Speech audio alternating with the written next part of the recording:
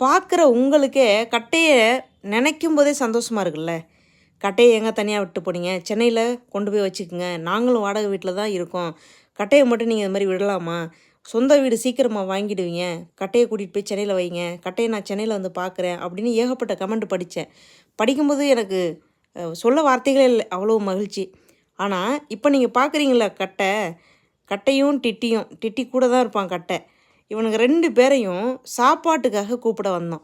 அவனுங்க தோப்புக்குள்ள பண்ற அட்டூழியம், மாடு கட்டி போட்டுட்டு, மாட்ட பார்த்துக்குங்கடான்னு சொல்லிட்டு போயிட்டா போதும். அந்த தோப்புக்குள்ளேயே சுத்தி வருவானுங்க. வீட்டு பக்கம் வரவே மாட்டானுங்க. திருப்பி நம்ம மல்லு கட்டி வீட்டுக்கு கூட்டிட்டு போய் சாப்பாடு வைக்கணும். அப்படிதாங்க இருப்பான். கட்டை வந்து ரொம்ப ஹாப்பியா இருக்காங்க. நீங்க நினைக்கிறீங்க, நான் அந்த ஃபர்ஸ்ட்டு வீடியோ போட்டேன். ஒரு 4 வருஷம் சாப்பாட்டுக்கு கஷ்டப்பட்டான்னு. அது என்னமோ உண்மதான்.